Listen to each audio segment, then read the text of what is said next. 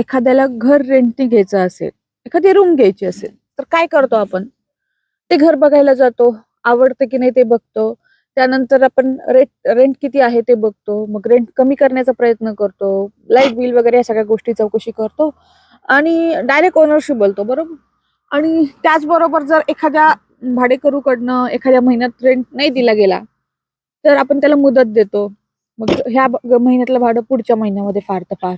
कधी-कधी 2-2 महिने थकतात. काही-काही जणांकडे तर भाडेच दिले जात नाही. तसेच भाडेकरू पळून जातात. पण काही फरक पडत नाही. बरोबर? हे एकदम नॉर्मल वाटतं आपल्याला. पण अशाच गोष्टी जेव्हा तुम्ही इंडिया बाहेर जातात, त्या कशा बदलतात? ते तुम्हाला मी आजच्या व्हिडिओमध्ये सांगणार आहे. इथे घर कसे रेंटने मिळतात, मग त्याचं तुम्ही कसं त्याचे रेंट पे करता, त्या वस्तूला त्या प्रॉपर्टीला कसं सांभाळता, ह्या सगळ्या गोष्टी मी क्लिअर करणार आहे आजच्या व्हिडिओमध्ये. नमस्कार, मी अश्विनी. मी राहते ऑस्ट्रेलियामध्ये आणि इथे आलेले अनुभव तुम्हाला मी माझ्या व्हिडिओ थ्रू शेअर करत असते. हा माझा पहिला व्हिडिओ आहे. तुम्ही 2-3च दिवसात माझ्या ह्या चॅनलला एवढं भरभरून प्रतिसाद दिला, त्यामुळे आज पहिला व्हिडिओ. तुम्हाला हा व्हिडिओ कसा वाटतोय ते मला सांगा आणि नेक्स्ट टॉपिक जॉब किंवा स्कूल याबद्दल काही इन्फॉर्मेशन पाहिजे असेल, तर तुम्ही नक्की कमेंट सेक्शनमध्ये मला सांगा किंवा अजून कोणते टॉपिक असले ते तुम्ही सजेस्ट करू शकता. आज आपण बघणार आहोत ऑस्ट्रेलियामध्ये घर भाड्याने घेताना काय-काय गोष्टी आपल्याला फेस कराव्या लागतात, काय-काय गोष्टी इम्पॉर्टंट असतात आणि भाड्याने घेतल्यानंतर काय-काय घडतं, हे सगळं तुम्हाला सांगणार आहे आणि खूप वेगळं आहे. आता घर कसं शोधायचं? घर इंटरनेटवरती जाऊन तुम्ही ज्या एरियामध्ये तुम्हाला घर शोधायचंय, त्या एरियामधले तुम्ही कोणते-कोणते घर अवेलेबल आहेत ते तुम्ही सर्च करू शकतात. काही ॲप आहेत, जसं की हे ॲप आहे, काही तुम्ही नेटवरती सर्च करू शकता आणि त्यावरती तुम्हाला सगळं दिसेल, की किती रूमचं घर आहे, त्याला किती रेंट आहे, मग त्याचं सगळ्या गोष्टी त्याच्यामध्ये प्रॉपर दिसतात. किती टॉयलेट बाथरूम आहे, पार्किंग एरिया कसा आहे, सगळ्या गोष्टी दिसतात. पण दुसरी गोष्ट म्हणजे इथे कुठल्याही डायरेक्ट ओनरकडनं आपल्याला घर मिळत नाही आणि त्या घराचा ओनर कोण आहे आपल्याला शेवटपर्यंत कळत नाही. त्याच्यामध्ये मध्यस्थी काही एजन्सीज असतात, जशा रिअल इस्टेट एजंट असतात हे. तर जसे फ्लेमिंग्स झाले, एल-जी हुकर, रे व्हाईट अशा बऱ्याच आहेत एजन्सीज. तर ह्या एजन्सीज आपल्याला मध्यस्थीचं काम करतात. हे काय करतात, की ते वेळोवेळी तुमचं घर बघायला येतात, की ते घरामध्ये काही खराब तर नाहीये ना, नळ लिकेज होतोय का, लाईट प्रॉपर चालू आहे का, तुम्ही घर क्लीन ठेवलंय का, काही रूलच्या बाहेर तर काही गोष्टी होत नाहीयेत. ह्या सगळ्या गोष्टी त्या चेक करत असतात. त्या आपल्या घरी येत असतात. ठरलेल्या टाईमनुसार. ते आपल्याला लेटर पाठवतात किंवा ईमेल पाठवतात. त्यात ते ठरवतात, की त्यांना कधी यायचंय आपल्या घरी आणि आपण जर दोघंही हसबंड वाईफ जॉबला असू, तर ते त्यांच्याकडे असलेल्या कीनी दरवाजा ओपन करतील असं ते ईमेलमध्ये ऑलरेडी लिहिलेलं असतं. आता मला येऊन 1 वर्ष झालं ऑस्ट्रेलियामध्ये आणि ह्या सगळ्या गोष्टी मी फेस करते, ते तुमच्यासोबत शेअर करते. तर ह्या ज्या मध्यस्थी असतात, ते हे सपोर्ट पण खूप करतात. जसं की तुमचं घर वेळोवेळी इन्स्पेक्शन करून फक्त की कुठलीही गोष्ट अति जास्त खराब झाल्यानंतर रिपेअर करण्यापेक्षा इनिशियल स्टेजलाच रिपेअर करावं, असं त्यांचं असतं. कारण इथे रिपेअरिंगचा खर्च खूप जास्त आहे, अति आहे. जसं की मागे माझ्या घरामध्ये जे स्मोक अलार्म आहे, ते डिटेक्ट करत नव्हते स्मोकला, तर त्यांनी माणूस पाठवला होता रिपेअरिंगला. मी जेव्हा शिफ्ट झाले तेव्हाच माझ्या घरात कॉकरोचेस मला दिसत होते आणि मग मी त्यांना कॉन्टॅक्ट केला, तर त्यांनी ते कॉकरोचेससाठी पेस्ट कंट्रोलवाले पाठवले होते. तर अशा ज्या गोष्टी आहेत म्हणजे कॉकरोचेस होणं ऑस्ट्रेलियामध्ये ही खूप कॉमन गोष्ट आहे. तर यासाठी आपल्याला काही वेगळं करायची गरज नाही. नळ बिघडला तर आपल्याला रिपेअर करायची गरज नाही. काहीही आपल्याला करायचं नाही. आपण ह्या त्या एजन्सी थ्रू आपल्याला घर मिळालंय. आपण जे घर फायनल केलंय, त्यांनाच आपण ह्या सगळ्या गोष्टी रिपेअरिंगला सांगू शकतो आणि ते आपल्याला हेल्प करतात. इन्स्पेक्शन मी तुम्हाला तो एक पार्ट सांगितला, की ते इन्स्पेक्शन करत असतात, ते घरी येतात, ह्या गोष्टी. घर विकत घेताना आपल्याला आपलं पासपोर्ट, आपला व्हिसा, आपल्या बँकेची डिटेल्स, तुमचं जे फोटो आयडी कार्ड असतं इथे आल्यानंतर, ड्रायव्हिंग लायसन्स असतं, ह्या असे काही डॉक्युमेंट्स ते आपल्याला लागतात. बॉन्ड बनवावा लागतो. तो जवळपास तुम्हाला काही रक्कम ही बॉन्डची रक्कम असते, काही ॲडव्हान्स रेंट असतं, अशा गोष्टी तुम्हाला पे कराव्या लागतात. लाईट बिल, पाणी बिल, परत त्याचबरोबर जे पण बिल असतात किंवा इंटरनेट वगैरे हे सगळे आपल्याला स्वतः त्यांना कॉन्टॅक्ट करून ते वेगवेगळ्या एजन्सी थ्रू आपल्याला ते घ्यावं लागतं सर्च करून. मी त्याच्यावरती डिटेल व्हिडिओ बनवेलच, की कोणतं स्वस्त आहे आणि कोणतं आम्ही प्रिफर करतो. ह्या गोष्टी मी आमच्या नजरेतून सांगण्याचा प्रयत्न करेलच. तर आपण इथपर्यंत आलो, की आपण घर मिळवलं. आता घर मिळवण्यासाठी नुसतं घर बघितलं, एजन्सी थ्रू घर घेतलं, त्यांना पैसे दिले, डॉक्युमेंट दिले म्हणजे झालं असं नाही. तर एका घरासाठी 40-40, 50-50 ऍप्लिकेशन असतात.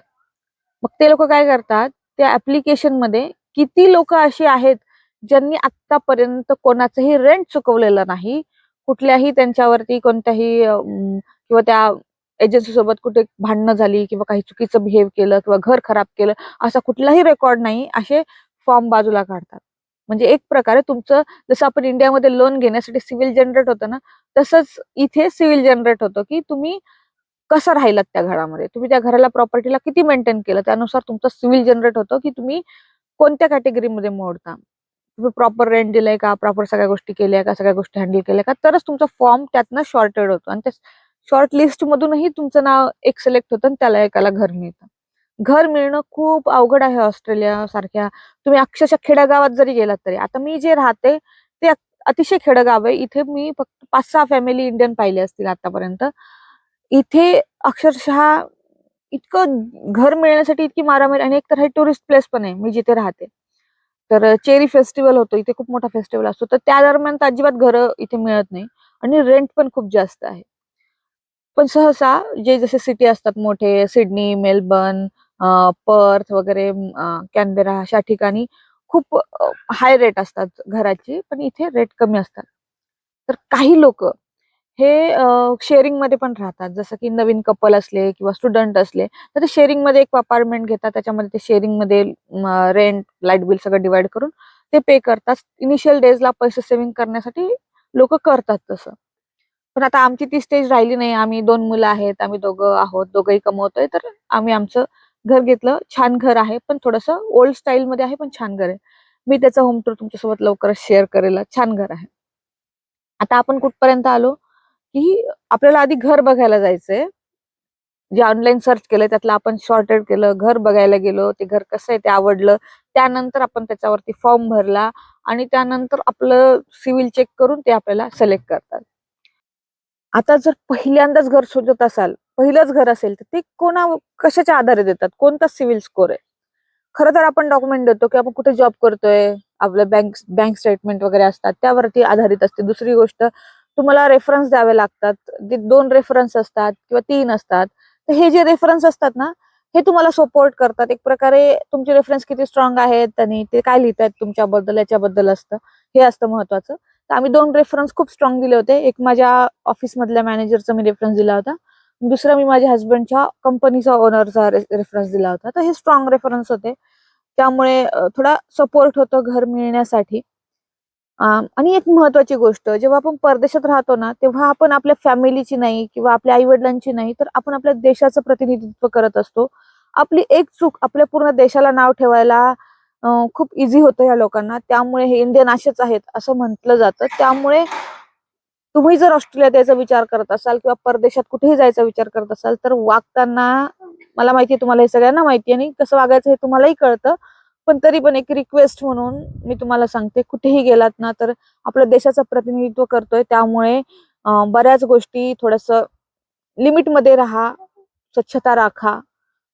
कारण मला माहिती आहे आपल्या इंडियन वुमनला किंवा इंडियन फॅमिलीजला सपोर्टची सवय असते. इंडियामध्ये मेड असतात किंवा सपोर्ट असतो, त्यामुळे घर क्लिनिंग करायला सोपं जातं किंवा भरपूर लेडीज ह्या हाऊसवाईफ असतात, तर त्यांना टाइम असतो. पण इथे आल्यानंतर त्याच हाऊसवाईफ लेडीज जॉब पण करतात काही काही वेळेला.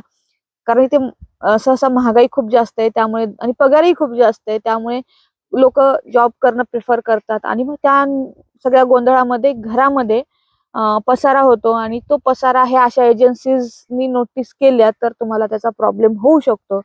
त्यामुळे तुम्ही थोडंसं नुसतं घर भाड्याने घेऊन नाही चालत, तर आपल्याला रेकॉर्ड पण मेंटेन करावा लागतो. हे खूप महत्वाची गोष्ट आहे. तर अशी होती रूम रेंट आणि घर रेंट घेण्याची गोष्ट.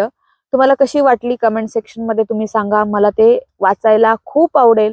त्याचबरोबर तुम्हाला काही प्रश्न असतील, जसं जॉब रिलेटेड, ग्रॉसरी किंवा स्कूल, ह्या सगळ्या गोष्टी ज्या पण आहेत, तुम्हाला ज्या प्रश्न पडतायत ते तुम्ही कमेंट सेक्शन मध्ये विचारू शकता. मी आठवड्यातून 1 किंवा 2 व्हिडिओ शेअर करायचा प्रयत्न करेन, कारण मी सुद्धा जॉब करते. तर माझ्याकडे तेवढा फारसा वेळ नसतो, पण माझं हे आवडतं काम आहे, त्यामुळे मी याच्यासाठी वेळ काढते.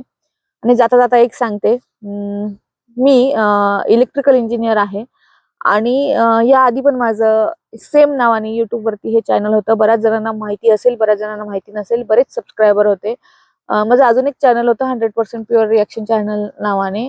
तर यावरती काही फेक स्ट्राईक आल्यामुळे माझे हे दोन्ही चॅनल गेलेले आहेत आणि मी नवीन सुरुवात म्हणून ह्या चॅनलचं सुरुवात आपल्या अक्षय तृतीयाच्या दिवशी केली आहे आणि इतक्या कमी वेळात इतके छान सबस्क्रायबर मला मिळत आहेत, वॉच टाइम इतका फटाफट वाढतोय, हे बघून आज मला मोटिवेशन मिळालं आणि हा व्हिडिओ मी तुमच्यासोबत शेअर केला.